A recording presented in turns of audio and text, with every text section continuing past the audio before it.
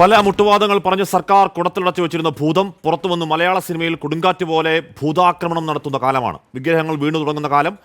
ഒരു IFFKയിൽ ആക്രമിക്കപ്പെട്ട നടിയെ കനപ്പെട്ട ശബ്ദത്തിൽ വേദിയിലേക്ക് ക്ഷണിച്ച് കയ്യടി നടിയ സംവിധായകൻ രഞ്ജിത്ത്. ഇനി ചലച്ചിത്ര അക്കാദമി സ്ഥാനത്ത് തുടരുക സാധ്യമാകുമോ എന്നതാണ് ചോദ്യചിഹ്നം.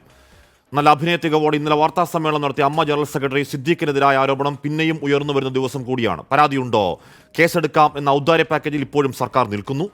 പെൺവിലാപങ്ങളുടെ കണ്ണീരിൽ കുതിർന്ന ഒരു റിപ്പോർട്ട് കയ്യിൽ വെച്ച് കേസെടുക്കാതിരിക്കാൻ നിയമത്തിന്റെ നൂലിഴ കീറുന്ന സർക്കാരിനോട് കേരളം ചോദിച്ചു തുടങ്ങുന്നുണ്ട്. നിങ്ങൾ പറയുന്ന സ്ത്രീ സംരക്ഷണം, നവോത്ഥാനമൊക്കെ പച്ചക്കള്ളമല്ലേ?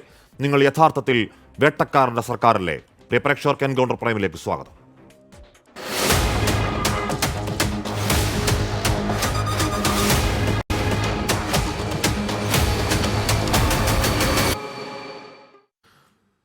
നടി രേവതി സമ്പത്ത്, ചലച്ചിത്ര പ്രവർത്തക സോണിയ മൽഹാർ, പ്രസാധക MA ഷഹനാസ്, നിർമ്മാതാവ് Saji Nandyatt, Shri Raju P Nair, advocate C Shukkur എന്നിവർ ചർച്ചയിൽ ചേരുന്നു. ആദ്യം ഞാൻ സോണിയ മൽഹാറിലേക്ക് പോകുന്നു. ശ്രീമതി സോണിയ മൽഹാർ, താങ്കളും സിനിമാ മേഖലയിൽ ഉണ്ടായിരുന്ന ആളാണ്. ഒരു ഘട്ടത്തിൽ സിനിമാ പ്രവർത്തനം നിർത്തേണ്ട അവസ്ഥയിലുണ്ടായ ആളാണ്. മാത്രമല്ല, ഇപ്പോൾ തിരുവനന്തപുരത്തൊക്കെ പല ചാരിറ്റി പ്രവർത്തനങ്ങളും പൊതുമേഖലയിലും സമരമുഖങ്ങളിലൊക്കെ കാണാറുള്ള വ്യക്തിയുമാണ്.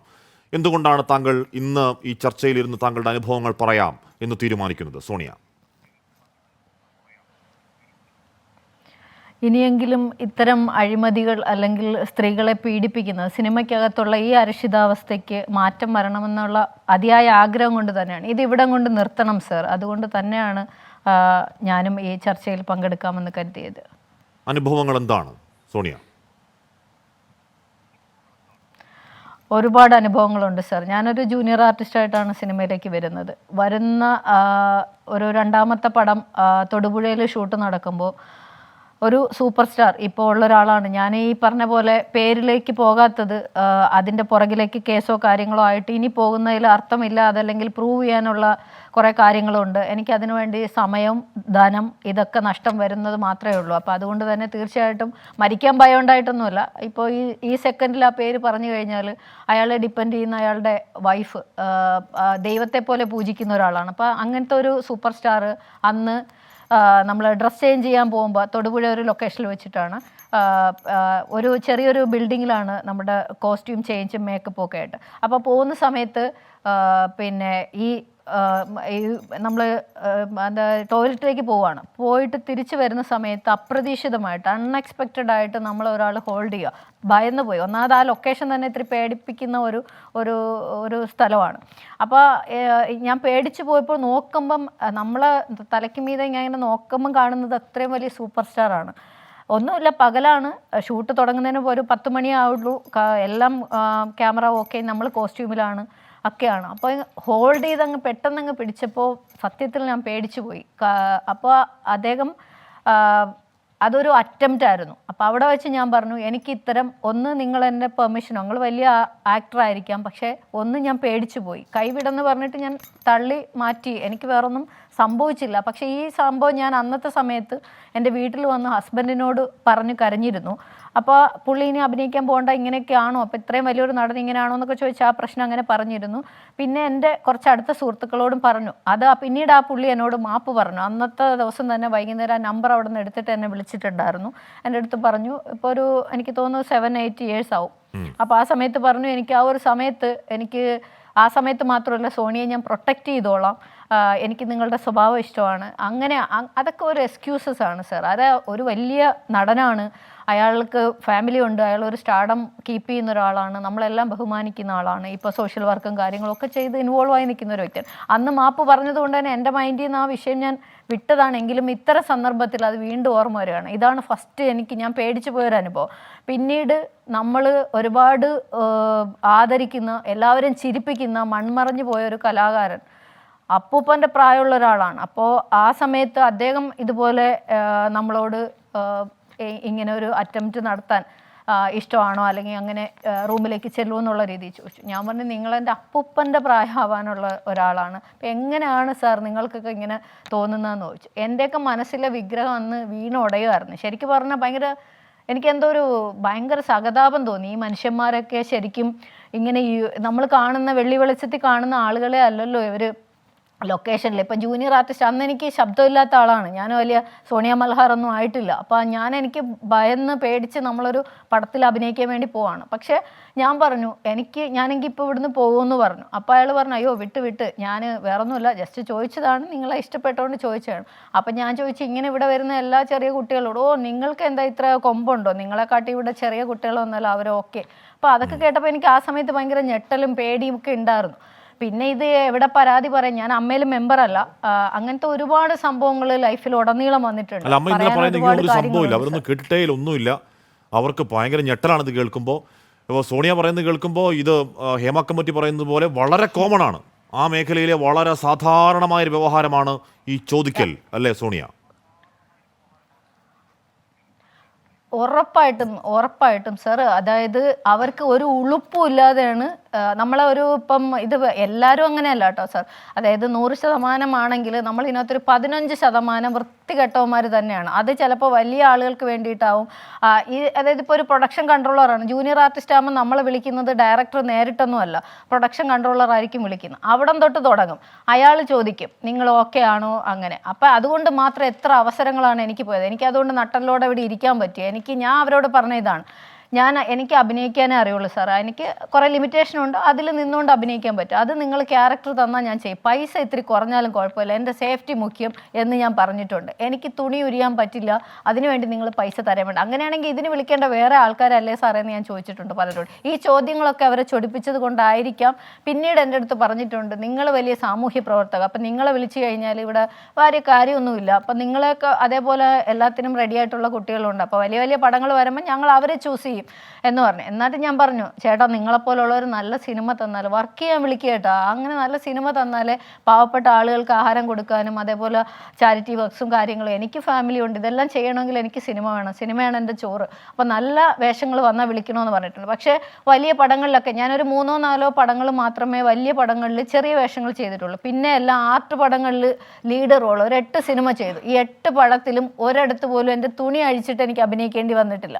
അപ്പോൾ അതാണ് അവരെന്ന് വെച്ചാൽ പുതിയ സംവിധായകരാണ്, അവർക്കൊരു സിനിമ അവരുടെ സിഗ്നേച്ചർ ഫിലിം ചെയ്യണം എന്നുള്ളതാണ്. അപ്പോൾ വലിയ നടികൾ ഡേറ്റ് കൊടുക്കില്ല, അപ്പം നമ്മളെപ്പോലെ പാവപ്പെട്ട ഒരു ആർട്ടിസ്റ്റിനെ വിളിച്ച് പൈസയൊക്കെ കുറച്ച് അഭിനയിപ്പിക്കും. അപ്പോൾ അതുകൊണ്ട് എനിക്കൊരു 8 പടം അഭിനയിക്കാൻ പറ്റി. റിതം, സ്ത്രീ, വല, നീരവം, നിദ്രാടനം, ഇങ്ങനെ തുടങ്ങി കുറേ സിനിമകളും ഞാൻ നായികയായിട്ട് ചെയ്തു.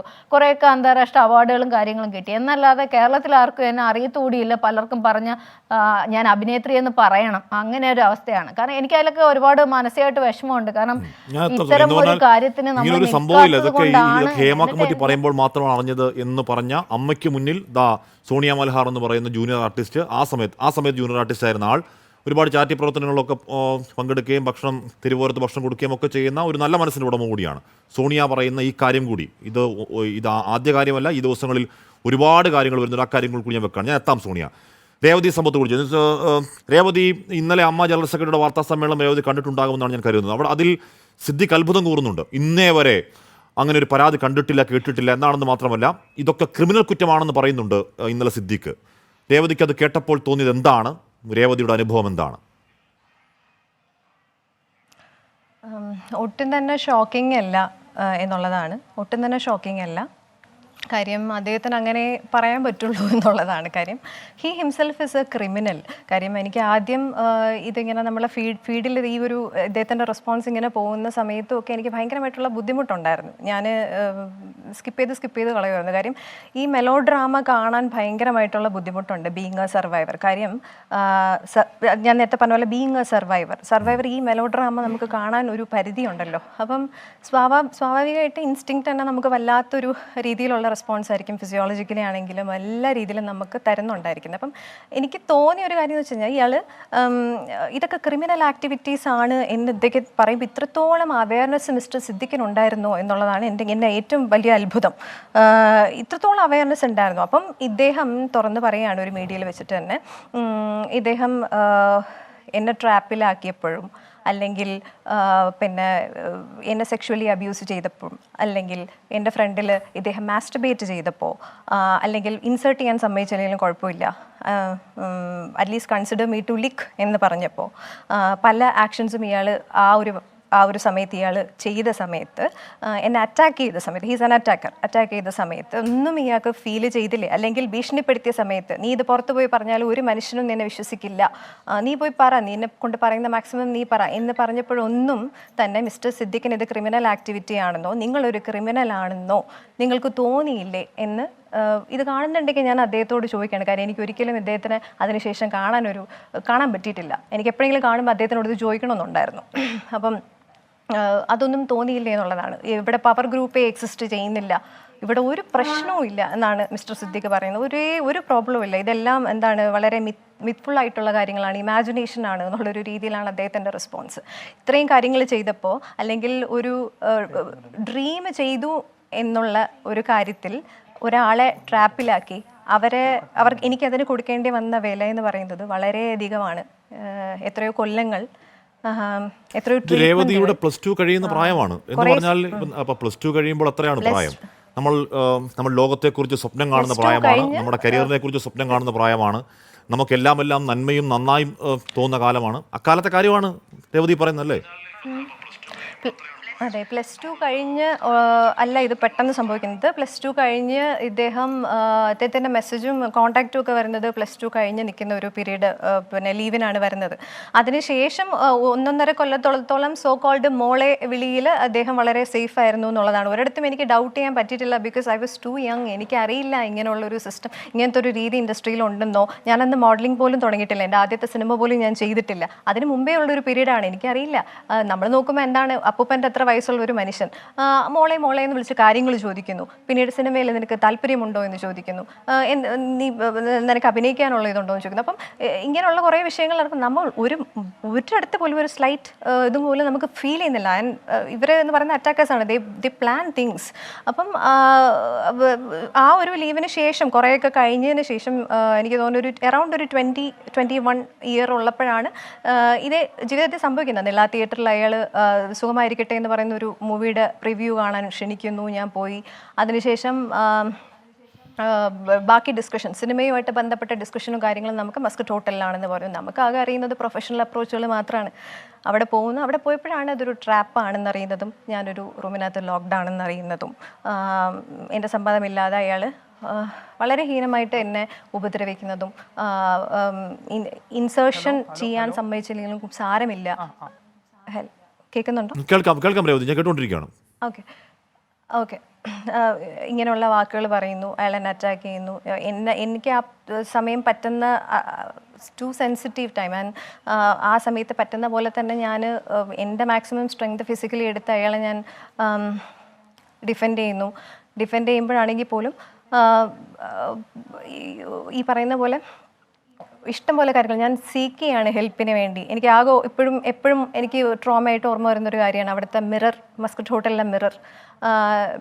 ബിക്കോസ് ഞാൻ ഈ ചാവുമോ, എന്നെ കൊന്നുകളയോ, നെക്സ്റ്റ് മൊമെൻറ്റിൽ എന്താ, ഞാൻ ഏത് വഴി എസ്കേപ്പ് ചെയ്യും, ഇതൊന്നും തന്നെ എനിക്ക് അറിയൂല. എനിക്കിനി അടുത്ത നിമിഷം അച്ഛനും അമ്മയും കാണാൻ പറ്റുമോ, ഇങ്ങനത്തെ കുറേ വിഷയങ്ങൾ എൻ്റെ എൻ്റെ തലയിൽ കൂടെ ആ സമയത്ത് പോവാണ്. ആൻഡ് ഫൈനലി ഞാൻ എൻ്റെ എല്ലാ സ്ട്രെങ്തും എടുത്ത് ഞാൻ ഡിഫെൻഡ് ചെയ്ത് എങ്ങനെയോ പുറത്തിറങ്ങി പോകാൻ വേണ്ടി ഒരു മണിക്കൂർ ഞാൻ അതിനകത്തായിരുന്നു. പുറത്തിറങ്ങി പോയ സമയത്താണ് ഇദ്ദേഹം, ഞാൻ അയാളുടെ പറഞ്ഞു ഞാനിത് റിപ്പോർട്ട് ചെയ്യും, ഞാനിത് പുറത്ത് പറയും എന്ന് പറയുമ്പോഴും അത്രയും എന്താണ് ആ പവർ എന്നൊക്കെ പറയുന്ന ഒരു അതോറിറ്റേറിയൻ ആക്റ്റായിരുന്നു. ലൈക്ക് ഹിസ് സോ എന്താ പറയുക, you go and say to anyone in this world, nobody will believe you. ആര് വിശ്വസിക്കാൻ നിന്നെയൊക്കെ, നീയൊക്കെ ഏതെങ്കിലും ഒരു സിനിമയിൽ അഭിനയിച്ചിട്ടുണ്ടോ, നീ ആരോടോ പോയി പറയ്, എനിക്കിവിടെ എത്രയോ ആൾക്കാർ ഇവിടെ എന്നെ വിശ്വസിക്കുന്നുണ്ട്. He was right Hashmi, because അയാൾ പറഞ്ഞിരുന്നു. അതുപോലെ തന്നെയാണ് പിന്നീട് സംഭവിച്ചത്. ഞാനിത് പുറത്ത് വെളിപ്പെടുത്തുന്ന എത്രയോ കൊല്ലത്തിന് ശേഷമാണ്. ഞാൻ വെളിപ്പെടുത്തിയപ്പോൾ ഐ എം സേയിങ് ദിസ്, ഒരു മനുഷ്യൻ എൻ്റെ കൂടെ ഉണ്ടായിരുന്നില്ല എന്നുള്ളതാണ്. ഒരു സിസ്റ്റവും എൻ്റെ കൂടെ ഉണ്ടായിരുന്നില്ല, ഒരാളും എൻ്റെ കൂടെ ഉണ്ടായിരുന്നില്ല. എനിക്ക് ഞാൻ മാത്രം ഉണ്ടായിരുന്നു, എൻ്റെ അമ്മയുണ്ടായിരുന്നു, അച്ഛനുണ്ടായിരുന്നു. ഞാൻ ആ ഡ്രീം കൈവിട്ടിട്ടില്ല. പക്ഷേ എനിക്ക് വന്നിട്ടുള്ള ഒരു സിനിമയെ എന്താണ് അക്കാഡമിക്കായി കുറച്ച് ഗൗരവത്തിൽ അത് അർഹിക്കുന്ന അക്കാദമിക് സ്വഭാവത്തിലൊക്കെ കണ്ടിരുന്ന ആളാണ്. അതിനുശേഷം ആ സിനിമ എന്നുള്ള ലോകം രേവതിക്ക് അന്യമാകുന്നു. ഉയർന്ന ചോദ്യം, ഇപ്പോൾ ബംഗാളി നടി സംവിധായകൻ രഞ്ജിത്തിനെതിരെ ആരോപണം ഉന്നയിക്കുമ്പോൾ ഇത്രയും വർഷം കഴിഞ്ഞിട്ടാണോ പറയുന്നത് എന്നൊരു ആരോപണം ഉയരുമല്ലോ. ഈ ട്രോമ അനുഭവിച്ചവരോട് ഇത്രയും വർഷം കഴിഞ്ഞിട്ടാണോ ഇത് പറയുന്നതെന്ന് ചോദിച്ചാൽ ചെവിക്കല്ലടിക്കാൻ തോന്നില്ലേ രേവതി? ഇപ്പോഴും രേവതി അനുഭവം ഓർക്കുമ്പോൾ തൊണ്ടയിടുകയാണ്. ചെവിക്കല്ലിന് അപ്പുറത്തേക്ക് അടിക്കാൻ തോന്നും എന്നുള്ളതാണ് കാര്യം. എന്ന് വെച്ച് കഴിഞ്ഞാൽ ആരാണ് ഇവരൊക്കെ ഫസ്റ്റ് സംസാരിക്കാൻ? നമ്മളാണ് അനുഭവിച്ചത്, നമുക്കേ അറിയുള്ളൂ അതിൻ്റെ A to Z. ഒരു മനുഷ്യനും ഒന്നും പറയാനുള്ള സേ ഇല്ല ഫസ്റ്റ് ഓഫ് ഓൾ ഹാഷ്മി ഈ വിഷയത്തിനെ കുറിച്ചിട്ട്. നിങ്ങൾക്ക് ഐദർ ഞാൻ വായിച്ച പോലെ നിങ്ങൾക്ക് ഒന്നുകിൽ മിസോജിനിസ്റ്റ് ആവാം, അല്ലെങ്കിൽ കൃത്യമായി സപ്പോർട്ട് ചെയ്യുന്ന ഒരാളാവാം, ഒരു ഫെമിനിസ്റ്റ് ആവാം എന്ന് പറഞ്ഞ പോലെ. നിങ്ങൾക്ക് മനസ്സിലായില്ലെങ്കിൽ ബെറ്റർ നമ്മളെ ഉപദ്രവിക്കാൻ വരരുത് എന്നുള്ളതാണ്. അത് പഠിക്കാനെങ്കിലും തയ്യാറായി വരണം എന്നുള്ളതാണ്. അങ്ങനത്തെ ഒരു ഇത് ഇവിടെ ഒരിടത്തും സോഷ്യൽ മീഡിയയിലാണ്. എന്തെല്ലാം അറ്റാക്കുകൾ എന്ന് പറയും, സൈബർ അറ്റാക്ക്, എന്തൊക്കെ പേരുകളാണ്. Trouble maker. എനിക്കൊരു സിനിമയിൽ പോലും വർക്ക് ചെയ്യാൻ പറ്റുന്നില്ല, ഞാനൊരു ട്രബിൾ മേക്കറാണ്. ഞാൻ ഒരു സെറ്റിൽ പോയി കഴിഞ്ഞാൽ അങ്ങേയറ്റം പ്രൊഫഷണലായിട്ടാണ് ഞാൻ നിൽക്കുന്നത്. കാര്യം ഞാൻ സിനിമയെ സയൻസ് ആയിട്ടാണ് കാണുന്നത്, ഒരു സയൻറ്റിഫിക്കൽ, അത് അത്രത്തോളം ബ്രീഫായിട്ടുള്ളൊരു കാര്യമാണ്. എന്തെങ്കിലും വന്ന് പോയി ചെയ്യാനോ ഒന്നിനും അല്ല ഞാൻ ഇറങ്ങിത്തിരിച്ചത്. എനിക്ക് അങ്ങനെ നിൽക്കണം, അതുകൊണ്ട് തന്നെയാണ് ഇന്നും ആ ഡ്രീമിന് വേണ്ടി ഞാൻ കഷ്ടപ്പെടുന്നത്. പക്ഷേ നമുക്കുണ്ടാവുന്ന കുറേ പേരുകൾ ട്രബിൾ മേക്കർ. പല ഫ്രണ്ട്സും ഇതുമായിട്ട് അവരൊന്നും ഫ്രണ്ട്സാണ്, റിയൽ ഫ്രണ്ട്സാണെന്ന് ഞാൻ വിശ്വസിക്കുന്നില്ല. അപ്പം പലവർക്കും സംസാരിക്കാൻ തന്നെ ബുദ്ധിമുട്ടാണ് എന്നോട്. കാര്യം എന്നോട് സംസാരിച്ചു കഴിഞ്ഞാൽ അവരെ നിലനിൽപ്പായിരിക്കാം, നിലനിൽപ്പിനപ്പുറത്തേക്ക് അവർക്ക് അവരുടെ ചാൻസ് പോകണ്ട എന്നുള്ളൊരിതായിരിക്കാം. അവർക്ക് സംസാരിക്കേണ്ട, ഞാനുമായിട്ട് എനിക്കൊരു സോളിഡാരിറ്റി ഒരു ചെറിയൊരു കോൺവെർസേഷനിൽ തന്നാൽ പോലും അവർക്ക് ഭയങ്കര പേടിയാണ്. ലൈക്ക് നിന്നോട് സംസാരിച്ച ബിക്കോസ് ആ സെറ്റിൽ ഐദർ ഈ പറയുന്ന ആളുകളൊക്കെ കാണും, എന്നോട് ഒരു പിക്ചർ ഷെയർ ചെയ്താലോ എന്തൊക്കെയും ഇവരുമായിട്ട് നിങ്ങൾക്ക് എന്താണ് ടൈപ്പ്, സോ അവരുടെ ചാൻസ് പോയിപ്പിക്കുക, ഇങ്ങനെയുള്ള എന്തെല്ലാം കാര്യങ്ങളാണ്. ട്രബിൾ മേക്കർ മാത്രമല്ല, അറ്റൻഷൻ സീക്കർ. ഇതാണ് ഞാൻ നേടിയ ഒരു വലിയൊരു കാര്യം, അറ്റൻഷൻ സീക്കർ. ഈ സംഭവിച്ച ഈ വിഷയം പറഞ്ഞ് അറ്റൻഷൻ വാങ്ങാൻ എനിക്ക് എന്തിനാണ്? ഞാൻ ഈ അറ്റൻഷൻ എവിടെ കൊണ്ടുവയ്ക്കാനാണ്? എനിക്കൊന്നും വേണ്ട. ഒരു സമയത്ത് ഞാൻ പ്രതികരിച്ചത് കൊണ്ട് മാത്രം സെൻറ്ററിൽ നിർത്തി അവിടെ ഇവിടെ ഒക്കെ ഞാൻ അറ്റാക്ക് ചെയ്യപ്പെട്ട ഒരാളാണ്. അന്നൊരു മനുഷ്യൻ എൻ്റെ കൂടെ ഉണ്ടായിരുന്നില്ല. ഞാൻ തന്നെ അന്ന് വിട്ടുപോയതാണ്. അതായത് സിനിമ എന്ന് പറഞ്ഞ പാഷനോ അല്ലെങ്കിൽ എൻ്റെ ഡ്രീമോ ഞാൻ മറന്നിട്ടില്ല, അങ്ങനെയല്ല. പക്ഷേ ഞാൻ ഐ വാസ് ടു കൺഫ്യൂസ്ഡ്. കാര്യം എന്താണ് ഈ സംഭവിക്കുന്നത്? നാച്ചുറലായിട്ട് വരുന്നൊരു ഡിഫൻസിനെയും ക്വസ്റ്റ്യൻ ചെയ്യുന്നു, എനിക്കൊന്നും മനസ്സിലാവുന്നുണ്ടായിരുന്നില്ല. അങ്ങനെയാണ് ഞാൻ കുറച്ച് ടൈം ഞാൻ അക്കാഡമിക്കലി ഇൻവെസ്റ്റ് ചെയ്യുകയും തിരിച്ച് അനലൈസ് ചെയ്ത് തിരിച്ച് ബാക്ക് ടു ട്രാക്ക് ആവുകയും ചെയ്തതൊക്കെ. ഒത്തിരി പേരുകളാണ് സോഷ്യൽ മീഡിയയിൽ അറ്റാക്ക് ചെയ്യുന്നതിന് കയ്യും കണക്കും ഇല്ല. ഇവരുടെ കുറേ സോ കോൾഡ് ഫാൻസുകളുണ്ടല്ലോ, സിദ്ദിഖ് ഇക്ക ഫാൻസ്. നമ്മുടെ സിദ്ദിഖ് ഇക്ക അങ്ങനെ ചെയ്യില്ല. സിദ്ദിഖ് ഇവർക്ക് എന്തറിയാം? ഏതെങ്കിലും ക്യാരക്ടറാണോ അയാൾ ഡിഫൈൻ ചെയ്യുന്നത്? അയാൾ ചെയ്തു വെച്ച ക്യാരക്ടറാണോ അയാൾ ഡിഫൈൻ ചെയ്യുന്നത്? ഈ മഹാന്റെ ഉള്ളിൽ ഇതൊക്കെ ഉണ്ടാവുമല്ലോ. എന്നിട്ട് അമ്മ എന്ന് പറയുന്ന സോക്കോൾഡ് എന്ന് പറഞ്ഞാൽ ഈ മേഖലയിൽ ഇത്തരത്തിൽ അതിക്രമം നേരിട്ടാൽ അവർക്ക് നീതി വാങ്ങിക്കൊടുക്കേണ്ട ഒരു സംഘടന, ചുമ്മാ പറയുകയാണ്, ആ സംഘടന എന്ന സോക്കോൾഡ് സംഘടനയുടെ ജനറൽ സെക്രട്ടറി സ്ഥാനത്ത് വന്നിരുന്നു കൊണ്ട് ഹേമ കമ്മിറ്റി റിപ്പോർട്ടിനെ കുറിച്ചൊക്കെ ഇതൊക്കെ സ്വാഗതാർഹമാണ്, ഇതൊക്കെ പേരൊക്കെ പുറത്തു വരണം എന്നൊക്കെ പറയാൻ ഇയാൾക്ക് എത്രമാത്രം തൊലിക്കെട്ടിയാകും രേവതി? തൊലിക്കെട്ടി അത് ഉണ്ട് ഹാഷ്മി. കാര്യം ഈ പറയുന്ന ഇയാളെ പോലുള്ള പലരും, വേറൊരു കാര്യം ഞാൻ ഈ സമയത്ത് ഓർക്കുന്നു, ഇവിടെ ഒരു അടിച്ചു കയറി വാന്ന് പറയുന്ന ഒരു കമൻറ്റ്, ഒരു ഡയലോഗ് ഈ ഇടയ്ക്ക് ഭയങ്കര ഫേമസ് ആയി റൺ ചെയ്തുകൊണ്ടിരുന്നു. അത് അഭിനയിച്ച ഒരു ആക്ടർ, അയാളുടെ നിന്ന് വന്നൊരു കോളാണ്, ഒരു പാതിരാത്രി വന്നൊരു കോളാണ്. ഒരു ഫോട്ടോഗ്രാഫർ എൻ്റെ കൺസെൻറ്റ് പോലും ഇല്ലാതെ കൊടുത്തൊരു നമ്പർ, ആ നമ്പർ എൻ്റെതാണെന്ന് മനസ്സിലാക്കി പുള്ളി ആ ഫോട്ടോ കണ്ട് അയാൾ അപ്പം തന്നെ എന്നെ നൈറ്റ് കോൺടാക്ട് ചെയ്തിട്ട്, ഇവർക്കൊക്കെ സെയിം, അതാ ഞാൻ പറയാൻ പോകുന്നത്, ഇവരെല്ലാവരും they all are in the same boat. ഒരേ ക്യാരക്ടറിസ്റ്റിക്സും ഒരേ ക്രിമിനാലിസവും ഒരേ പോയ്സണും എല്ലാം ചുമന്നുകൊണ്ട് നടക്കുന്നവരാണ്. അതുകൊണ്ടാണല്ലോ അവർ തമ്മിൽ ഭയങ്കര ഐക്യമുള്ളത്. അപ്പോൾ ഈ പറയുന്ന ആൾ എന്നെ വിളിച്ചിട്ട് അയാൾ ചോദിച്ച വാക്കുകളാണ്, നിങ്ങൾക്ക് സെക്സ് ചെയ്യാൻ താല്പര്യമുണ്ടോ? സെക്സ് നിങ്ങൾക്ക് ഇഷ്ടമാണോ? നിങ്ങൾക്ക് എന്താണ് ഇഷ്ടപ്പെട്ട പൊസിഷൻ? ഇതൊക്കെയാണ് അയാൾ ചോദിച്ചത്. അന്നും ഈ പറയുന്ന വളരെ യങ്, ഒരു 20-21. ഈ സമയത്ത് ഐ വാസ് ടു ഷോക്ക്ഡ്. ഒരു കോളിൽ, it was a call and ഞാൻ എടുത്ത് വെച്ചിട്ട് ഇങ്ങനെ ഇരിക്കുകയാണ്. ലൈക്ക് ഇത് ഞാൻ എന്ത് പറയണം? ഇതെന്താ ഇങ്ങനെ? ഇതാരാ? ലൈക്ക് ഇവർക്ക് എങ്ങനെ ഇത് പറയാൻ തോന്നുന്നു? അതൊക്കെ നമുക്ക്, ഇതെല്ലാം നമ്മൾ പറയുമ്പോൾ പോലും നീ എന്തിനു കോൾ വെച്ചു ഇങ്ങനെയൊന്നും ആരും ഇവിടെ ചോദിക്കണ്ട. ഐ മീൻ കമൻറ്റുകളൊക്കെ ഇങ്ങനെയായിരിക്കും ഇനി വരാൻ പോകുന്നത്. അപ്പം ഞാൻ അത് ഉദ്ദേശിച്ച് പറഞ്ഞതാണ്. അപ്പം ഈ രീതിയിലൊക്കെ അവർ അപ്രോച്ച് ചെയ്തിട്ടുണ്ട്. And what he said was, രേവതിക്ക് ഇൻട്രസ്റ്റ് ഇല്ലെങ്കിൽ കുഴപ്പമില്ല, ഞാൻ കൊച്ചിയിൽ 9 ദിവസത്തേക്ക് ഞാൻ ഇവിടെ ഉണ്ട്. അപ്പോൾ രേവതി ഏതെങ്കിലും സ്ത്രീകളെ, ഫ്രണ്ട്സ് ആയിട്ടുള്ള ആരെങ്കിലും കൊച്ചിയിലുണ്ടെങ്കിൽ ഒന്ന് ഒപ്പിച്ച് തരാൻ പറ്റുമോ എന്ന് ചോദിച്ച് ഒരുത്തനാണ് അയാൾ. ഇതുപോലെ എത്രയോ അനുഭവങ്ങൾ. ഇതൊക്കെ കൂടെ തന്ന്, അതായത് നമ്മൾ പുറത്ത് പെട്ടെന്ന് ആരും ഈവൻ പറയാനുള്ള സ്പേസ് വീട്ടിലുണ്ടായിട്ട് പോലും നമുക്ക് എന്താ സംഭവിക്കുന്നത് ആ വയസ്സിൽ ഒന്നും നമുക്ക് മനസ്സിലാവില്ല. ഇത് ഭയങ്കരമായി സൈക്കോളജിക്കലായിട്ടുള്ള ഒരു കാര്യം കൂടെയാണ്. ഇത് ഒരു വയസ്സായപ്പോൾ ഇതെല്ലാം കൂടെ കയറി എന്നെ മെൻ്റലി ധാരാളം രീതിയിലൂടെ, I mean mixed anxiety depressive disorder diagnose ചെയ്യുക, ഡിപ്രഷൻ ഡയഗ്നോസ് ചെയ്യുക, ട്രീറ്റ്മെൻറ്റ് എടുക്കുക, തെറാപ്പി എടുക്കുക, ഇതുപോലെ പല വിഷയങ്ങളിലൂടെയും വന്നാണ് പല കാര്യങ്ങളിലും കടന്നാണ് ഇരിക്കുന്നത്. സോ ഇതിന് കൊടുത്ത പ്രൈസ് എന്ന് പറയുന്നത് എത്രയോ വർഷമാണ്, എൻ്റെ പല എനർജിയാണ്, എൻ്റെ നല്ല സ്റ്റേറ്റ് ഓഫ് മൈൻഡാണ്, എൻ്റെ നിഷ്കളങ്കമായ ഒരു പ്രായം, മനസ്സ്, ഇങ്ങനെ കുറേ കാര്യങ്ങളുണ്ട്. അപ്പം ഇത് ഒരു സമയത്ത് പറഞ്ഞപ്പം നോബഡി വാസ് വിത്ത് മീ, എല്ലാവരും അറ്റൻഷൻ ലിറ്റററി റേപ്പാണ്. ഇപ്പൊ രേവതി നേരിട്ടത് ലിറ്റററി റേപ്പാണ് അല്ലേ, അബ്യൂസ് ആണ് ഇത്. അത് എന്താണ്, ഹേമ കമ്മിറ്റി റിപ്പോർട്ടിന്റെ അടിസ്ഥാനത്തിൽ തന്നെ ഒരിക്കൽ ഇത് രേവതി നേരത്തെ പറഞ്ഞ കാര്യമാണ്. അന്ന് ആരും ശ്രദ്ധിക്കാതെ പോയ, രേവതി കൂടെ നിൽക്കാതെ പോയ സമയമാണ്. ഇപ്പോൾ സാഹചര്യം വ്യത്യസ്തമാണ്. ഹേമ കമ്മിറ്റി റിപ്പോർട്ട് എന്ന് പറഞ്ഞ് രേവതിയുടെ മാത്രം അനുഭവമല്ല, ഒരുപാട് പേരുടെ അനുഭവങ്ങൾ, ഇതിനേക്കാൾ ഭീകരമായ തീവ്രമായ അനുഭവങ്ങൾ ഉണ്ട് എന്നൊരു ഒരു കമ്മിറ്റി കണ്ടെത്തിയ സമയമാണ്. ഒരു പരാതിയിലേക്ക് പോകുന്നതിനെ പറ്റി ആലോചിച്ചിട്ടുണ്ടോ രേവതി? ഞാൻ പരാതി പോകുന്നതിനെ പറ്റി ഞാൻ ആലോചിച്ചിട്ടില്ല. കാര്യം എന്ന് വെച്ച് കഴിഞ്ഞാൽ എനിക്ക് കുറച്ച് കാലമേ ഉള്ളൂ അതെൻ്റെ സന്തോഷത്തിനും സെൽഫിനും വേണ്ടി വർക്ക് ചെയ്യണം. ഞാൻ പറഞ്ഞിരുന്നപ്പോൾ എനിക്കൊരു സപ്പോർട്ടും കിട്ടിയില്ല. ആ സപ്പോർട്ടില്ലായ്മ വലിയൊരു അബാൻഡൻമെൻറ്റിലേക്ക് എത്തി. അതിൻ്റെ മുറിവുകളൊക്കെ ഇന്നും എന്നെ പിന്തുടരുന്നുണ്ട്. എനിക്ക് തോന്നുന്നു ഓരോ ദിവസവും ഹാഷ്മി, നമ്മൾ പലരും പറയില്ലേ, ചിന്തിക്കരുത്, ഇതൊന്നും മനസ്സിൽ നിന്ന് വരരുത്, ഒന്ന് കുളിച്ചാൽ മാറും, ഒന്നത് ചെയ്താൽ മാറും, ഇങ്ങനെയൊക്കെ കുറേ വിഷയങ്ങൾ ഈവൻ വളരെ ക്ലോസ്ഡ് വിശ്വസ്ത സർക്കിളിൽ നിന്ന് വരെ എനിക്ക് ഉണ്ടായിട്ടുണ്ട്. ആൻഡ് ഇതൊരു ലോങ് ടേം ഇതിൽ എനിക്ക് പൊക്കോണ്ടിരുന്നപ്പോൾ തന്നെ എനിക്ക് ഓരോ ദിവസം ഈ തോട്ട് വന്നാണ് ഞാൻ ലൈഫിൽ ഓക്കെ ആയിട്ട് ഒരു ബെറ്റർ വേർഷനിൽ വന്നുകൊണ്ടിരിക്കുന്നത്. ഐ മീൻ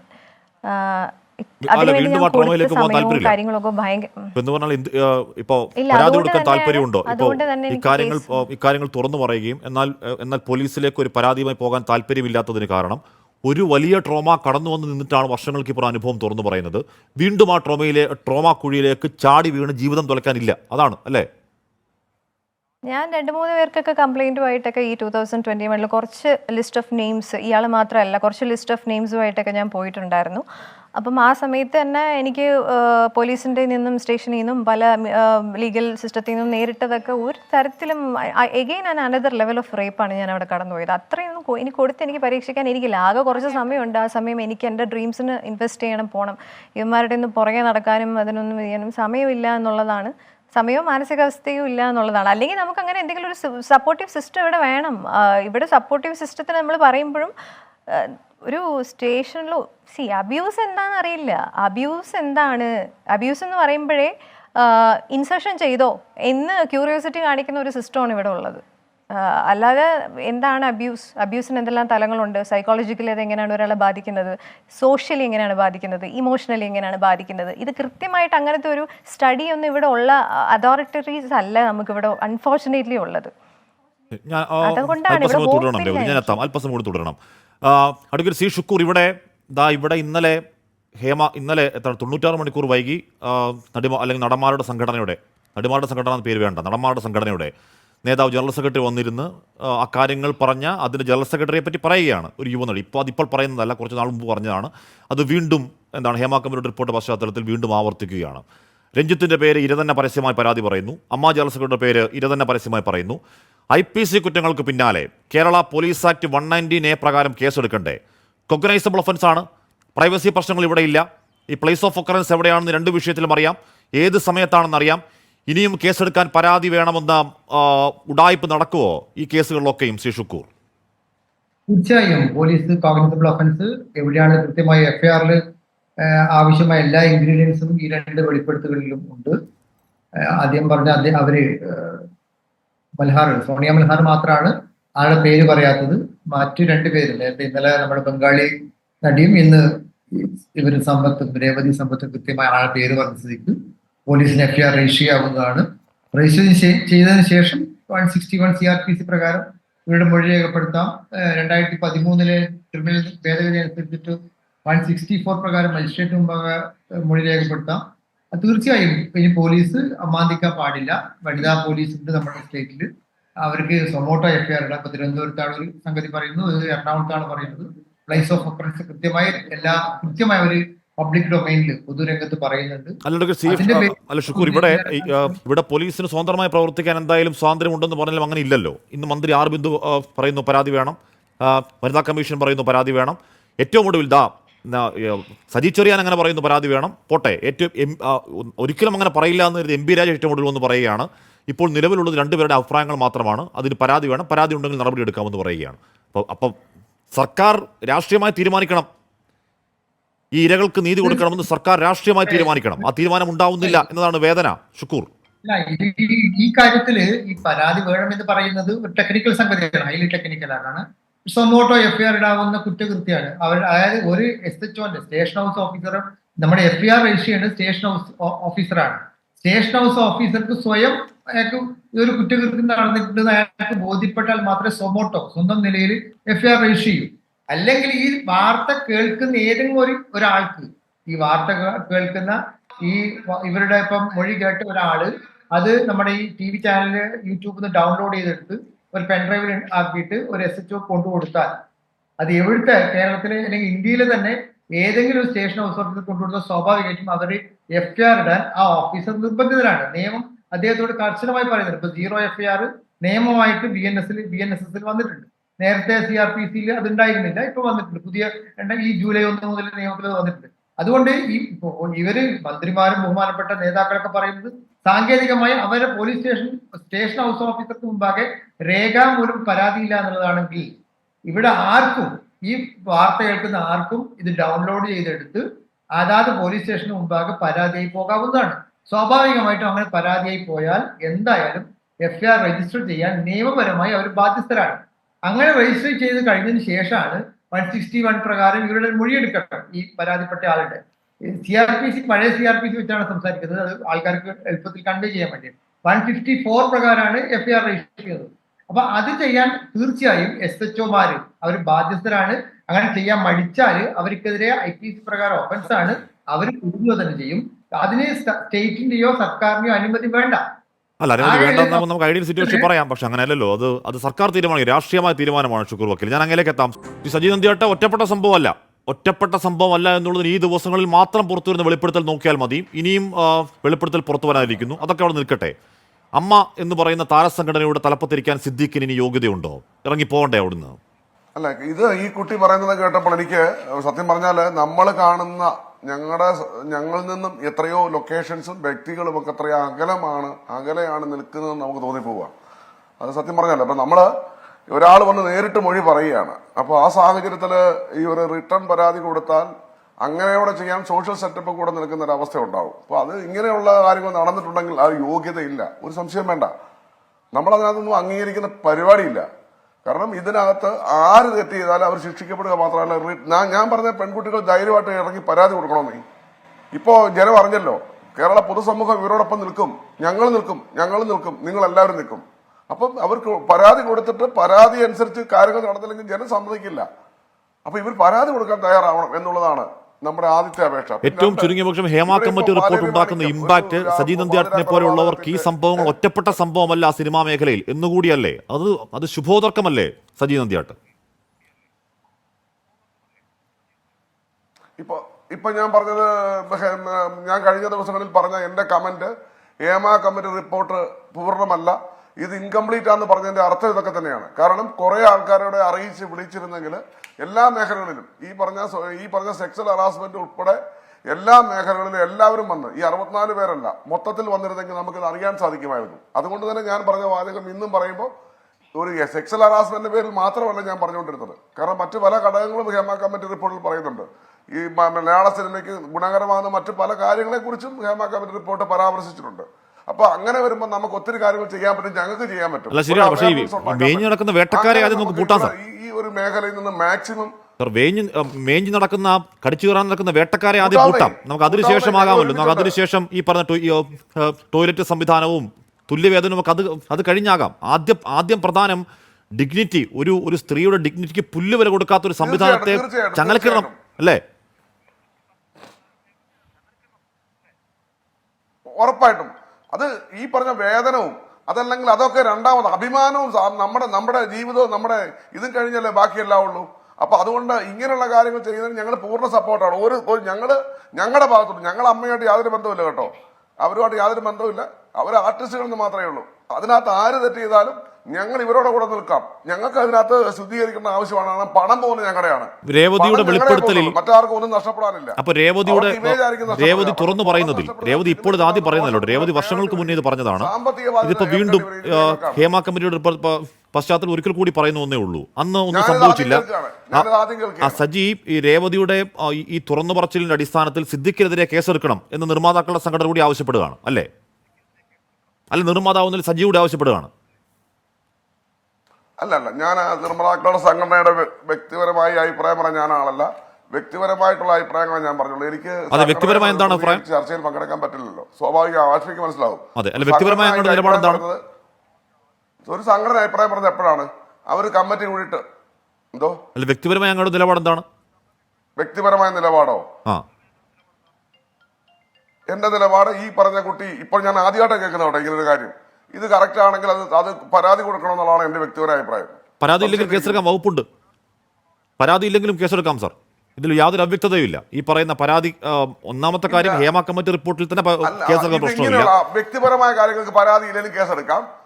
പക്ഷെ ഒരു കാര്യം ഒറ്റ കാര്യം പറഞ്ഞോട്ടെ. വ്യക്തിപരമായി ഉന്നയിക്കുന്ന പ്രശ്നങ്ങൾക്ക് പരാതി ഇല്ലെങ്കിലും കേസെടുക്കാം, നമുക്ക് സ്വമേധയാ കേസെടുക്കാം.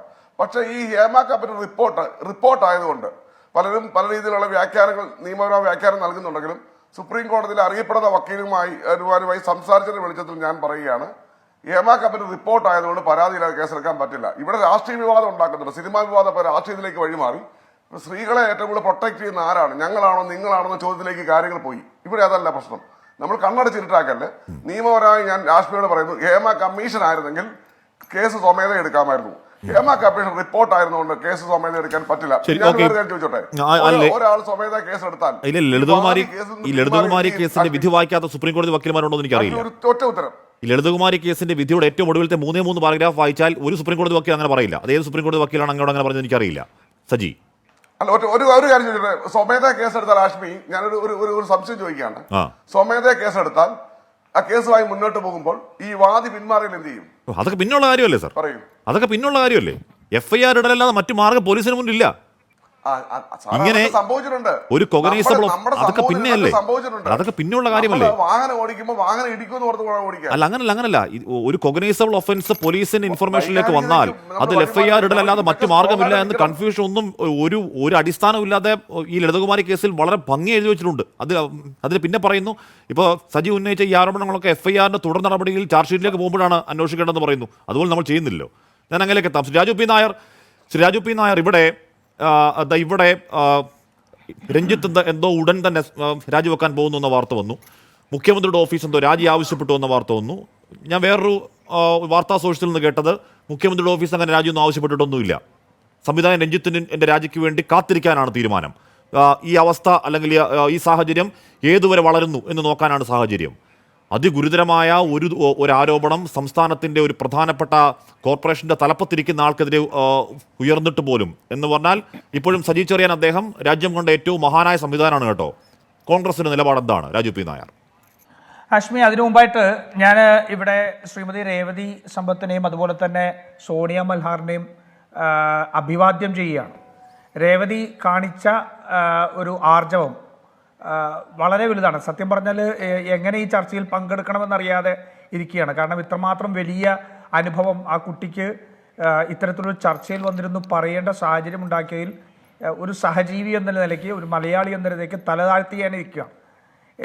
സിദ്ദിഖ് ഒരു മഹാനടനാണെന്ന് തെളിയിച്ചിരിക്കുകയാണ്. മഹാനടനാണ് സിദ്ദിഖ്.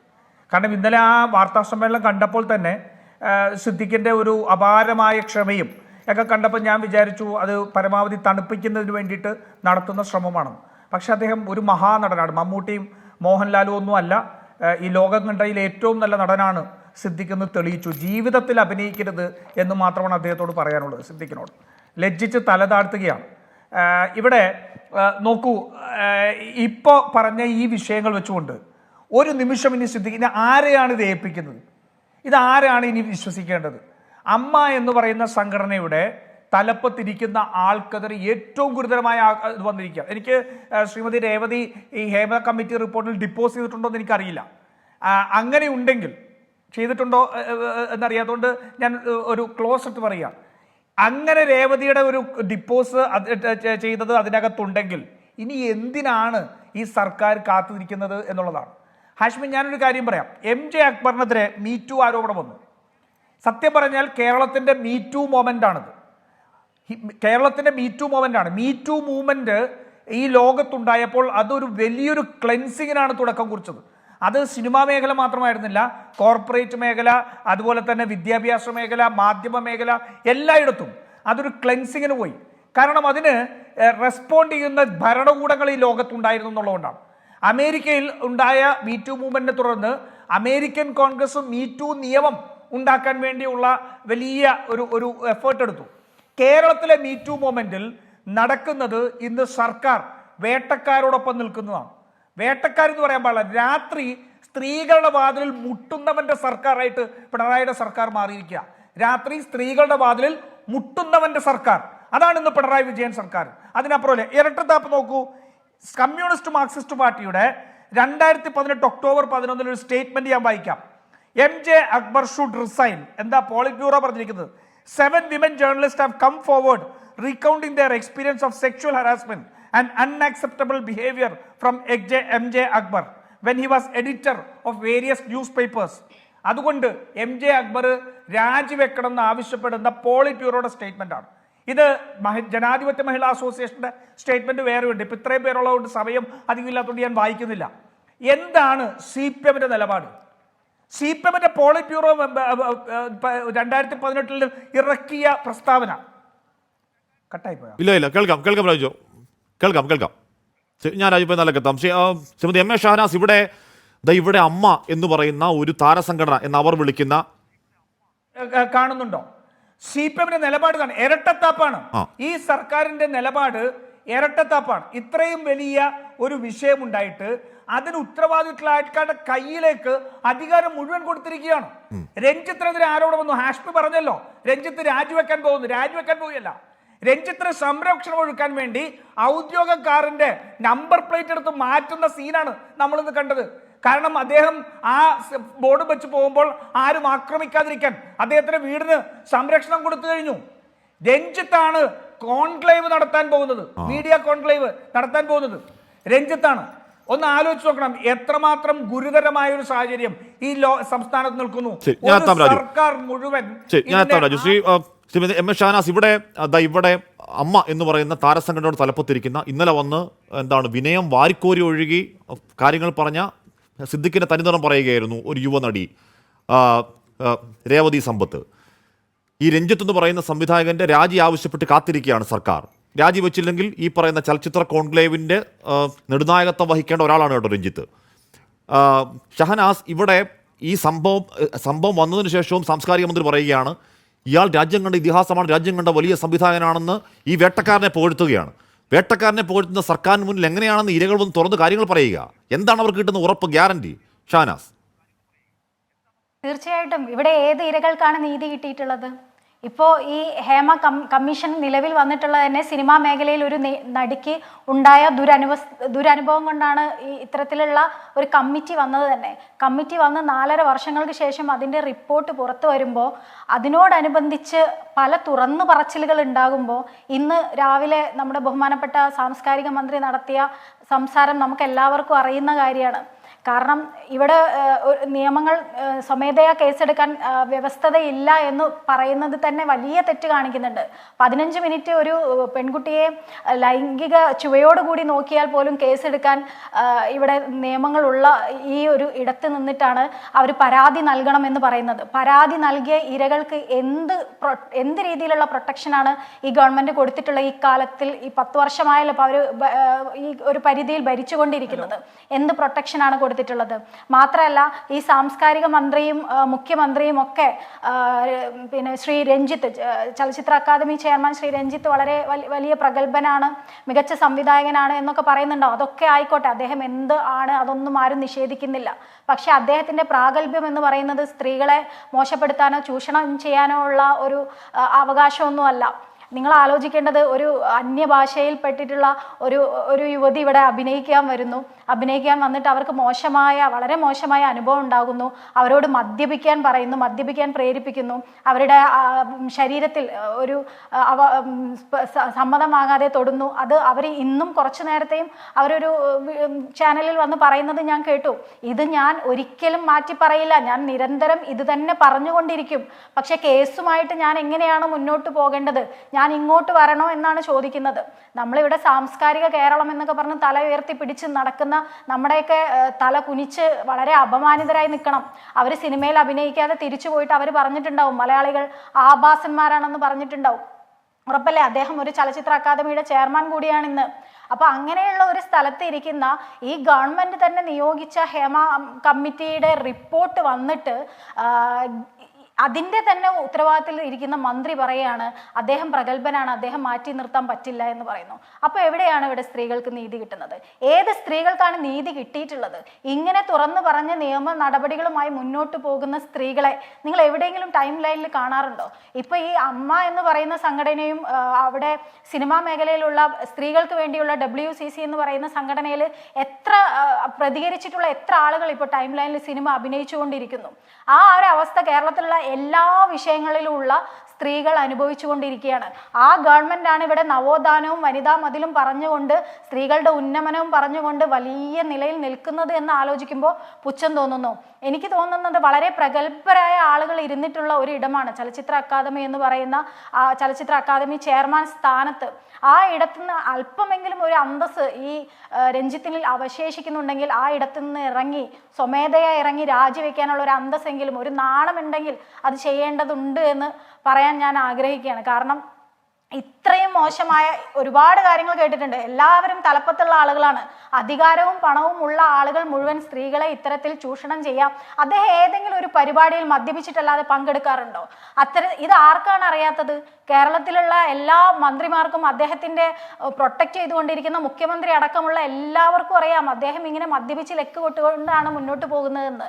ഈ ഹേമ കമ്മിറ്റി റിപ്പോർട്ട് വന്ന സമയത്ത് നിങ്ങൾക്ക് എല്ലാവർക്കും അറിയാം ഈ സിനിമാ മേഖലയിലുള്ള സ്ത്രീകൾ അനുഭവിക്കുന്ന ബുദ്ധിമുട്ടുകളാണ് ഏകദേശം കൂടുതൽ തന്നെ പുറത്തു വന്നിട്ടുള്ളത്. ആ സ്ത്രീകൾ അനുഭവിക്കുന്ന ആ ചലച്ചിത്ര മേഖലയിലെ ഒരു സുപ്രീം അതോറിറ്റി ആയിട്ടുള്ള ഗവൺമെന്റിന്റെ ഭാഗമായിട്ടുള്ള ചലച്ചിത്ര അക്കാദമിയുടെ ചെയർമാനായിട്ട് ഏറ്റവും വലിയ വേട്ടക്കാരനാണ് അതിന്റെ സ്ഥാനത്ത് ഇരിക്കുന്നത്. പിന്നെ എവിടെയാണ് ഇവിടെ നീതിയുള്ളത്? അതെ, മാത്രമല്ല ആ വേട്ടക്കാരൻ ഇപ്പൊ അയാൾക്കെതിരെ ആരോപണം വന്നിരിക്കുന്നു, അതിന്റെ സത്യമൊക്കെ കേസിൽ തെളിയട്ടെ. പക്ഷേ ആ ആരോപണം വന്ന സമയത്ത് പോലും നമ്മുടെ പ്രിയപ്പെട്ട സാംസ്കാരിക മന്ത്രിക്ക് അയാൾ രാജ്യം കൊണ്ട് ഏറ്റവും വലിയ സംവിധാനമാണ് തോന്നുകയാണെങ്കിൽ കഷ്ടമെന്നല്ല എന്താ പറയുക? ഞാൻ രേവതി ഇവിടെ ഹേമ കമ്മിറ്റി റിപ്പോർട്ടുണ്ട്. ഹേമ കമ്മിറ്റി റിപ്പോർട്ടിൽ ജസ്റ്റിസ് ഹേമ എഴുതി വെക്കുന്നത് എന്താണ്? കാര്യങ്ങൾ തുറന്നു പറയാൻ കഴിയാത്തവരെ ഞാൻ കുറ്റപ്പെടുത്തുന്നില്ല. ഞാൻ കാര്യങ്ങൾ അറിഞ്ഞെടുത്തോളം ഈ പറയുന്ന അവിടുത്തെ ഇൻഫ്ലുവൻഷ്യൽ കൂട്ടമുണ്ടല്ലോ, ഈ പറയുന്ന എന്താണ് പവർ ബ്രോക്ക് അല്ലെങ്കിൽ പവർ ഗ്രൂപ്പ് എന്ന് പറയുന്ന ആ സംവിധാനത്തിൻ്റെ ശക്തി അത്രത്തോളം വലുതാണ്. അതുകൊണ്ട് കാര്യങ്ങൾ പുറത്തു പറയാത്തവരെ ഞാൻ കുറ്റപ്പെടുത്തുകയില്ല എന്ന് ജസ്റ്റിസ് ഹേമ രേഖാമൂലം എഴുതി വെച്ചിരിക്കുന്നു. അപ്പോൾ രേവതി കാര്യങ്ങൾ പറഞ്ഞതിൻ്റെ പേരിൽ ഒറ്റപ്പെട്ട കാര്യമൊക്കെ രേവതി സങ്കടത്തോടുകൂടി പറയുന്നുണ്ടായിരുന്നു. പക്ഷേ ഒരു ക്ലെൻസിങ് പ്രോസസ്സിൻ്റെ ഭാഗമായി ഈ അനുഭവം നേരിട്ടവർ തുറന്നു വന്ന് സമൂഹത്തോട് നേരിട്ട് പറയുക എന്നത് ഈ കാലത്തിൻ്റെ ദൗത്യം കൂടിയാണെന്ന് തോന്നുന്നുണ്ടോ രേവതി? ആണ്. പക്ഷേ ഈ പറഞ്ഞ പോലെ കുറേ പേഴ്സണൽ ഫാക്ടേഴ്സും അതിനകത്തുള്ളത് കൊണ്ടും കുറേ സൈക്കോളജിക്കൽ ഫാക്ടേഴ്സ്, ഓരോ മനുഷ്യൻ ഓരോ രീതിയിലല്ലേ ഇവിടെ ജീവിക്കുന്നത്. ദൈനംദിന ജീവിതം തന്നെ വെല്ലുവിളിയായിട്ട് നിൽപ്പുള്ള എത്രയോ മനുഷ്യർ ഇവിടെ ഉണ്ട്. അപ്പം അതുകൊണ്ടൊക്കെ തന്നെ കൂടുതലും അതൊരു ഇൻഡിവിജ്വൽ ചോയ്സ് ആയിട്ടും കൂടെ വരുന്നു എന്നുള്ളതാണ്. ആവശ്യകത ഉണ്ട്, ഇല്ലയെന്ന് പറയുന്നില്ല, നമ്മൾ ഒരുമിച്ച് നിൽക്കേണ്ടതാണ്. പക്ഷേ സമയമെടുക്കുന്നത് കൊണ്ടോ അല്ലെങ്കിൽ പറയണ്ട എന്ന് വിചാരിക്കുന്നത് കൊണ്ടോ അവർ പബ്ലിക് ആക്കാത്തത് കൊണ്ടോ ഒന്നും അവരെ കുറ്റവും അല്ല എന്നുള്ളതാണ്. പല പല കാര്യങ്ങളും ഉണ്ടെന്നുള്ള ഒരു സപ്പോർട്ടീവ് സിസ്റ്റം ഇവിടെ അങ്ങനെ ഇല്ല. എത്ര പേർക്ക് പറയാൻ പറ്റുന്നു? പറഞ്ഞു കഴിഞ്ഞാൽ അവർ നേരിടുന്ന അറ്റാക്കും കാര്യങ്ങളും അവർ പകരം വെക്കേണ്ടി വരുന്ന വിഷയങ്ങളും എല്ലാം അതിഭീകരമല്ലേ. അപ്പോൾ അതുകൊണ്ട് നമുക്ക് ആരെയും അങ്ങനെ ഒന്നും നിങ്ങൾ സംസാരിച്ചില്ല, പറഞ്ഞില്ല, കൂടെ നിന്നില്ല എന്ന് പറയാൻ പറ്റില്ല എന്നുള്ളതാണ് പല സ്ത്രീകളെ. അതിനുശേഷം സിദ്ദിഖ് വിളിക്കുകയോ അല്ലെങ്കിൽ ഫേസ്ബുക്കിൽ മെസ്സേജ് അയക്കുകയോ ചെയ്തിരുന്നോ രേവതി? സിദ്ദിഖ് വാട്സപ്പിൽ, അതായത് അതിനുശേഷം എന്ന് പറഞ്ഞത് അത് ഞാൻ അവിടെ നിന്ന് ഇറങ്ങി വന്നതിൻ്റെ പിറ്റേ ദിവസവും ഇദ്ദേഹം അതിന് മുന്നേയും വാട്സപ്പിൽ പിന്നെ മെസ്സേജ് അയക്കുന്നുണ്ടായിരുന്നു. ഫോട്ടോസ് ചോദിച്ചും റെസ്പോണ്ട് ഇല്ലെങ്കിലും അയാൾ നിരന്തരം ഇപ്പോൾ ഒരു നമ്പറിൽ നിന്ന് ബ്ലോക്ക് ചെയ്താലും അടുത്ത നമ്പറിൽ വേറെ ഏതെങ്കിലും ഒരു നമ്പറിൽ നിന്ന് അയാൾ ചോദിക്കും. പിന്നെ അയാൾ യൂസ് ചെയ്തൊരു സെൻറ്റൻസ് ആണ്, എനിക്ക് എന്താ ലോങ് നെയിൽസുള്ള കുട്ടികളെ ഇഷ്ടമാണ്, നീണ്ട കൈവിരലുകൾ അയാളുടെ ഫാൻറ്റസിയാണ്, ഇങ്ങനെയൊക്കെയാണ് അയാൾ എൻ്റെ അടുത്ത് ടെക്സ്റ്റ് അയക്കുന്നത്.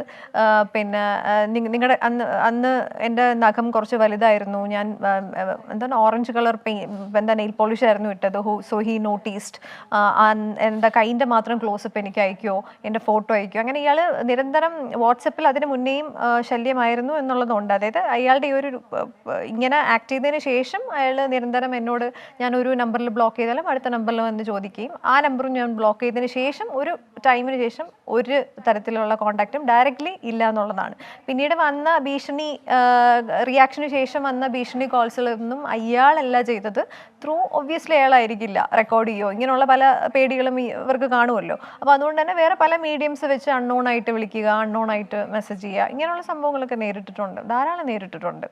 ചില ഓപ്പർച്യൂണിറ്റീസ് ആണെങ്കിലും ഫിലിമിൽ കൃത്യമായിട്ട് അവർ പേഴ്സണലായിട്ട് പറഞ്ഞിട്ടുണ്ട്, രേവതി ഇതന്നെയാണ് വിഷയം, അതുകൊണ്ടാണ് നമുക്ക് ഇവിടെ നിന്ന് കാസ്റ്റിങ്ങിന്, ഐ മീൻ നമ്മുടെ കഴിവിൽ നിന്ന് നമ്മളൊരു റോളിന് സെലക്ട് ആയിട്ട് പോലും, ഞാനത് എടുത്ത് പറയണം, നമ്മൾ ഓഡിഷൻ ചെയ്ത് നമ്മൾ കഴിവിൽ നിന്ന് സെലക്ട് ആയിട്ട് പോലും നമ്മൾ ഫൈനൽ മൊമെന്റിൽ അതിൽ നിന്ന് കാസ്റ്റിങ്ങിൽ നിന്ന് നമ്മൾ മാറ്റുകയാണ്.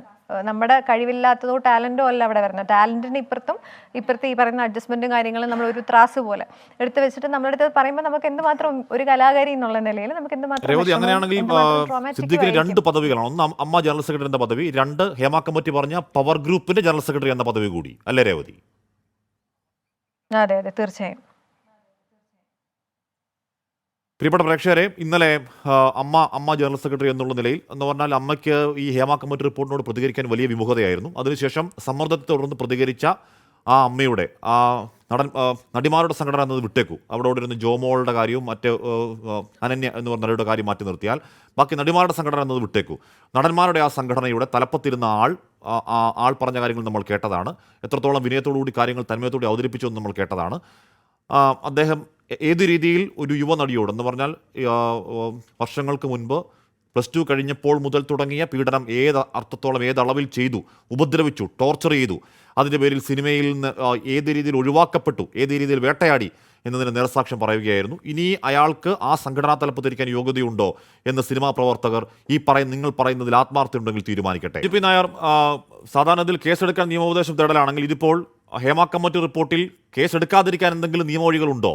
നിയമത്തിന് നൂലഴുകേറി പരിശോധിക്കൽ, എന്താണ് ആ ലളിത കമ്മിറ്റി റിപ്പോർട്ടിൽ വളരെ ഭംഗി എന്ന് പറഞ്ഞാൽ ആ വിധിയിൽ ഒരു കൺഫ്യൂഷനും അടിസ്ഥാനമില്ലാത്ത വിധം ഏത് രീതിയിൽ FIR ഇടണം, എങ്ങനെ മുന്നോട്ട് പോകണമെന്ന് ഒരു വ്യാഖ്യാനങ്ങൾക്ക് ഇട നൽകാത്ത വണ്ണം ഉള്ള ഒരു വിധിയെ വ്യാഖ്യാനിച്ചുകൊണ്ടിരിക്കൽ, അങ്ങനെയുള്ള പരിപാടി കേൾക്കുമ്പോൾ ഈ സർക്കാരിന് കേസെടുക്കാൻ താല്പര്യമില്ല, കേസെടുക്കില്ല എന്നത് അവരുടെ രാഷ്ട്രീയ തീരുമാനമാണ്.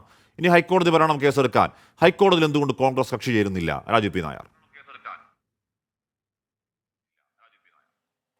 ആഷ്മി, ഇത് ഒന്ന് നോക്കൂ.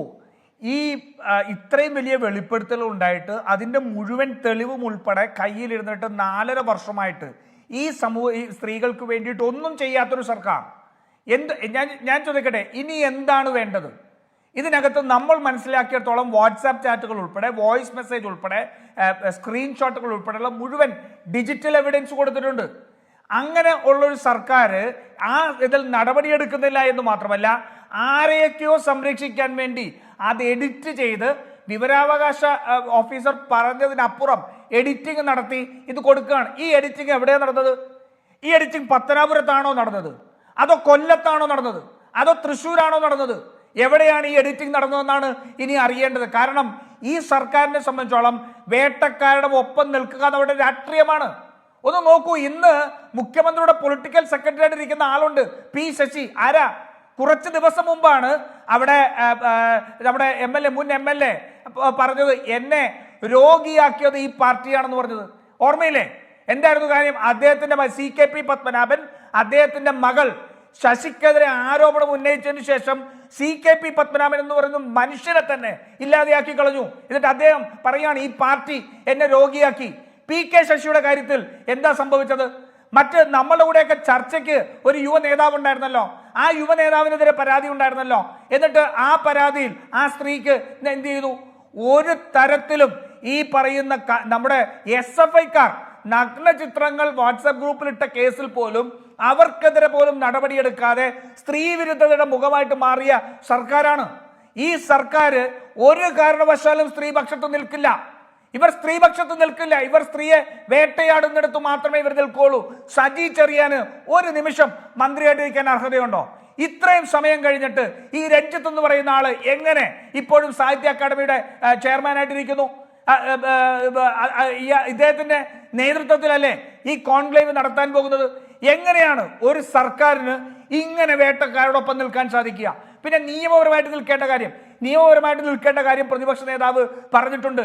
UDF കൂടി ആലോചിച്ചുകൊണ്ട് അതിൽ ചെയ്യേണ്ട കാര്യം അത് ചെയ്യും. അതിനകത്ത് സംശയമൊന്നുമില്ല. ഇതിനെ സംബന്ധിച്ചോളം സ്ത്രീയുടെ അഭിമാനത്തെ ചോദ്യം ചെയ്യുന്ന ആരുണ്ടോ അവർക്കെതിരെ ഏത് രാഷ്ട്രീയവും നോക്കാതെ ഒന്നും നോക്കാതെ നടപടിയെടുക്കുക എന്നുള്ളതാണ്. നമ്മളൊരു പരിഷ്കൃത സമൂഹത്തിലാണ് ജീവിക്കുന്നത്.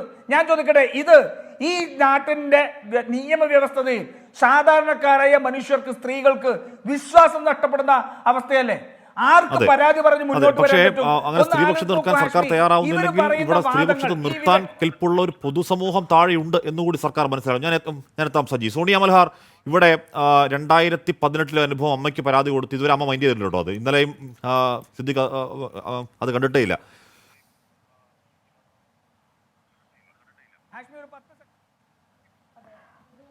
അതെ, ഇത് ഭയങ്കര മോശം സാഹചര്യത്തിലൂടെ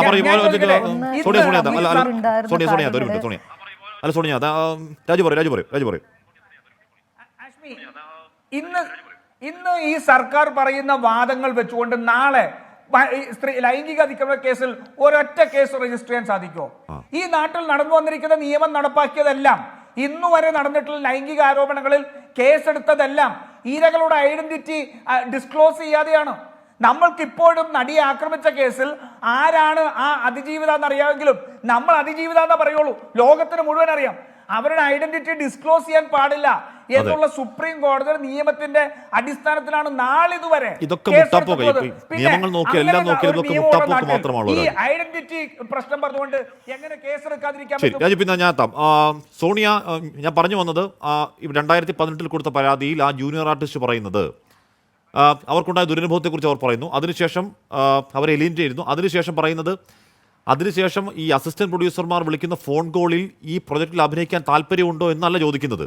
ഇന്ന ആക്ടറുമായി, ഇന്ന സംവിധായകനുമായി, അല്ലെങ്കിൽ ഇന്ന പ്രൊഡ്യൂസറുമായി കോംപ്രമൈസ് ചെയ്യാൻ തയ്യാറുണ്ടോ, അഡ്ജസ്റ്റ് ചെയ്യാൻ തയ്യാറുണ്ടോ എന്ന ആദ്യ ചോദ്യം. അത് കഴിഞ്ഞേ ഉള്ളൂ ഈ സിനിമയിൽ അഭിനയിക്കാൻ താല്പര്യമുണ്ടോ ചോദിക്കുന്നത്. എന്ത് കഷ്ടമാണത് സോണിയ? വലിയ കഷ്ടമാണ് ശരിക്കും പറഞ്ഞാൽ. നമ്മളിപ്പം ഈ ആർട്ടിസ്റ്റുകളുടെ സംഘടന അമ്മ എന്ന് പറയും. ഈ അമ്മയിലുള്ള എല്ലാവരും മോശക്കാരാണെന്ന് എനിക്ക് അഭിപ്രായമില്ല. പക്ഷേ അച്ഛൻ ഒരു കുട്ടിയെ, നമ്മൾ പല വാർത്തകളും കണ്ടിട്ടുണ്ട്, അച്ഛൻ കുട്ടിയെ മോളെ പീഡിപ്പിക്കുന്നു, അത് അങ്ങനെയുള്ള കാര്യങ്ങൾ. അപ്പോൾ അമ്മയെന്ന് പറയുന്നത് ആർട്ടിസ്റ്റുകളുടെ ഒരു താവളമാണ്, ഒരു അമ്മയെ പെറ്റമ്മയെ പോലെ കാണാവുന്ന ഒരു സംഘടനയാണ്. അപ്പോൾ അതിൻ്റെ തലപ്പത്തിരിക്കുന്ന ഒരാൾക്കെതിരെ ഇത്രയും വലിയൊരു അലിഗേഷൻ വന്നിട്ട് എന്തുകൊണ്ട് അതിന് നടപടി വന്നില്ല എന്നുള്ളത് വലിയൊരു ചോദ്യമാണ്. കാരണം ഈ ഇത്തരം കഴുകന്മാർക്ക് കൂട്ടുനിൽക്കുന്നതാണോ അല്ലെങ്കിൽ ഇങ്ങനത്തെ സംഘടനയുടെ ഒരു ഉത്തരവാദിത്തം?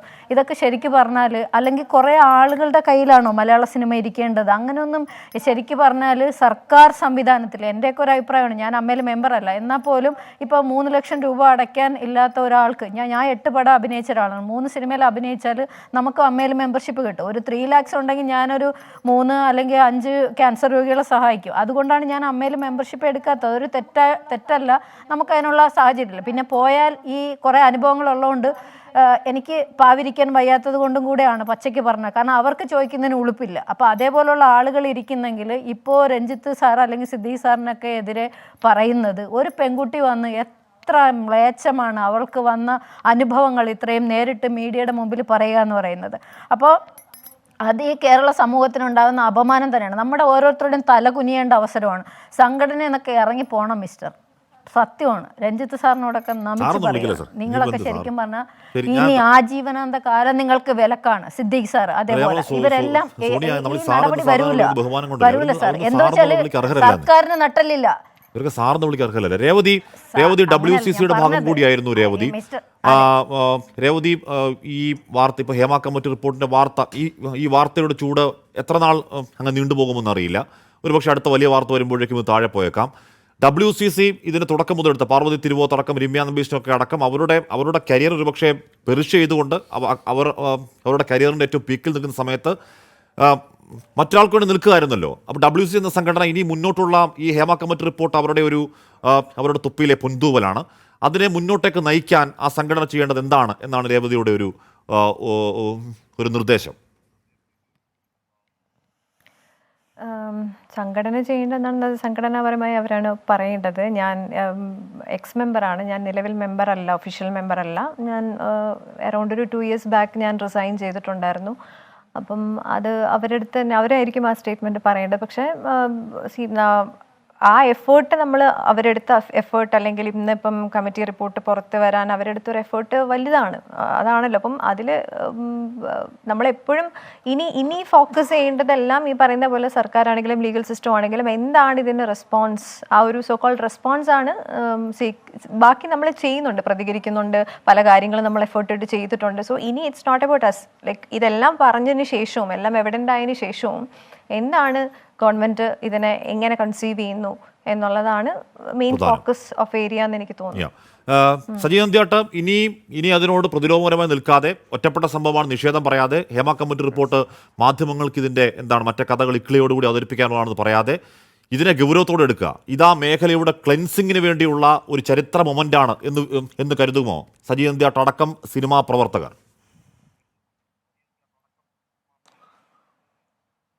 അല്ല ആഷ്മി, ഹേമ കമ്മിറ്റി റിപ്പോർട്ടിൽ നല്ല കാര്യങ്ങളുണ്ട്. ഞങ്ങൾ എപ്പോഴും പറഞ്ഞത് ഇനി ഹേമ കമ്മിറ്റി റിപ്പോർട്ടിന് ക്യാൻവാസ് കുറച്ചുകൂടെ വൈഡാക്കിട്ട് എല്ലാവരെയും വിളിക്കണം.